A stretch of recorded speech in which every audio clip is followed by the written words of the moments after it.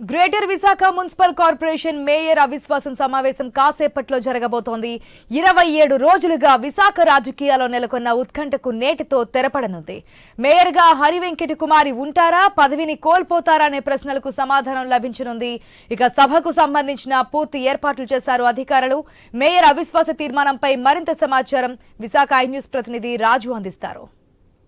విశాఖ నగర మేయర్ అవిశ్వాస తీర్మాన సభ మరి కాసేపట్లో ప్రారంభం కాబోతోంది. గత 27 రోజులుగా కూడా విశాఖపట్నం రాజకీయాల్లో నెలకొన్నటువంటి ఉత్కంఠకైతే మరి కాసేపట్లో తెరపడబోతుంది. విశాఖ నగర మేయర్గా వైఎస్ఆర్ కాంగ్రెస్ పార్టీ నుంచి ఉన్నటువంటి హరివెంకట కుమారి, గొలగాని హరివెంకట కుమారిని పదవి నుంచి దించాలని చెప్పి ఎన్డీఏ కూటమికి చెందినటువంటి నేతలందరూ కూడా పట్టుబట్టి అవిశ్వాస తీర్మానానికి నోటీస్ ఇవ్వడం జరిగింది. ఈ నోటీస్ ఇచ్చిన నేపథ్యంలో ఈ నెల 19న సమావేశం నిర్వహించాలని చెప్పి మున్సిపల్ ఇన్ఛార్జ్ కమిషనర్ అయినటువంటి హరేంద్ర ప్రసాద్ అయితే చెప్పడం జరిగింది. ఈ ప్రకారం కూడా ఈరోజు 11 గంటలకైతే సమావేశం ప్రారంభం కాబోతుంది. దీనికి సంబంధించి బలాబలాలు తేల్చుకునే నేపథ్యంలో కూటమి నేతలందరూ కూడా కార్పొరేటర్లు కాపాడుకునేందుకు విదేశాలకు పంపించారు. గత రాత్రే వాళ్ళు విదేశాల నుంచి రావడం జరిగింది. ఇక్కడ సమీపంలో ఉన్నటువంటి ఒక హోటల్లో బస్ చేశారు. మరి కాసేపట్లో వాళ్ళందరూ కూడా ఈ సమావేశానికి హాజరయ్యే అవకాశాలు ఉన్నాయి. మరోవైపు వైఎస్ఆర్ కాంగ్రెస్ పార్టీ కూడా అంతే బలంగా ప్రయత్నాలు చేస్తుంది. అవిశ్వాస తీర్మానంలో నెగ్గడం సంగతి ఎలాగున్న అవిశ్వాస తీర్మానం జరగకుండా చూడాలి అనేదైతే వైఎస్ఆర్ కాంగ్రెస్ పార్టీగా లక్ష్యంగా పెట్టుకున్న నేపథ్యంలో ఇప్పటికే వైఎస్ఆర్ కాంగ్రెస్ పార్టీకి చెందినటువంటి కార్పొరేటర్లు అందరూ కూడా కొలంబోలో ఉన్నట్టు తెలుస్తుంది.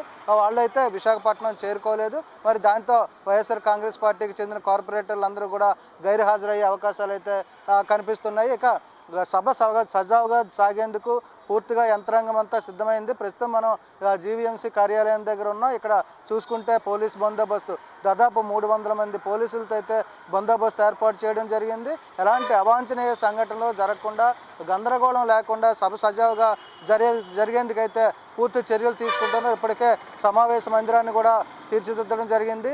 టీడీపీకి చెందినటువంటి టీడీపీ మద్దతుదారులు, జనసేన మద్దతుదారులు, అదేవిధంగా బీజేపీకి చెందినటువంటి మద్దతుదారులు, కార్పొరేటర్లు కూడా ఒకవైపు, వైఎస్ఆర్ కాంగ్రెస్ పార్టీకి చెందినటువంటి కార్పొరేటర్లు మరోవైపు కూర్చునే అవకాశాలు కూడా ఏర్పాటు చేశారు. ఇక ఈరోజు జరిగేటువంటి మేయర్ అవిశ్వాస సభలో అయితే ముందుగా మేయర్ పూర్తిగా చర్చ జరుగుతుంది. ముందుగా కార్పొరేటర్లు హాజరైన తర్వాత కోరం ఉందా లేదా అనేది లెక్క చూసుకున్న తర్వాత సమావేశానికి అసలు అవిశ్వాస తీర్మానం ఎందుకు పెట్టాల్సి వచ్చింది అనే దాని మీద పూర్తి స్థాయి చర్చ జరుగుతుంది. చర్చ తర్వాత మేయర్ మీద అవిశ్వాసానికి అయితే ఓటింగ్ జరిగే అవకాశాలు ఉన్నట్టుగా తెలుస్తుంది. దీనికి సంబంధించి మున్సిపల్ అధికారులు, పోలీస్ యంత్రాంగం పూర్తిగా ఏర్పాట్లు అయితే చేశారు.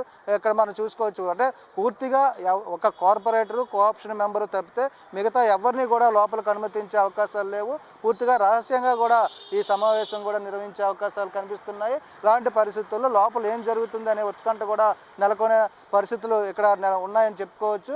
మరి అవిశ్వాస తీర్మానం సజావుగా సాగుతుందా లేదా అనేది ఒక సస్పెన్స్ అయితే కార్పొరేటర్లు అందరూ కూడా మద్దతు తెలుపుతున్నటువంటి కూటమికి మద్దతు తెలుపుతున్న కార్పొరేటర్లు అందరూ ఇప్పటికే చేరుకున్నారు. వైఎస్ఆర్ కాంగ్రెస్ పార్టీ కార్పొరేటర్లు అయితే గైర్హాజరయ్యే అవకాశాలు ఉన్న నేపథ్యంలో మరి కాసేపట్లో ఏం జరుగుతుంది అనేది గత 27 రోజులుగా నెలకొని ఉన్నటువంటి ఉత్కంఠకైతే మరి కాసేపట్లో తెరపడబోతుంది. మరి మేయర్ అవిశ్వాస తీర్మానం నెగ్గుతారా లేదా వీగిపోతుందా అనేది కూడా ఒక సస్పెన్స్గా అయితే కొనసాగుతున్న పరిస్థితుల్లో ఈ సమావేశం ఈరోజు జరగబోతున్నటువంటి సమావేశానికి చాలా ప్రాధాన్యత చోటు చేసుకుంది. ఒక పాలక మండలి వర్గానికే కాదు, యావత్ విశాఖపట్నం రాజకీయాల్లో కూడా ఇదొక కీలకమైన మలుపుగా చెప్పుకోవచ్చు. మొదటిసారిగా మేయర్ మీద అవిశ్వాస తీర్మానం ఎదుర్కొనే మేయర్గా కూడా హరివెంకట కుమారి ఉండబోతున్నారు. మరి హరివెంకట కుమారి మేయర్గా కొనసాగుతారా లేదా అనేది అయితే మరికొద్ది గంటల్లో తేలిపోతున్న పరిస్థితి. వీడియో జర్నలిస్ట్ స్వామితో రాజు, ఐ న్యూస్, విశాఖపట్నం.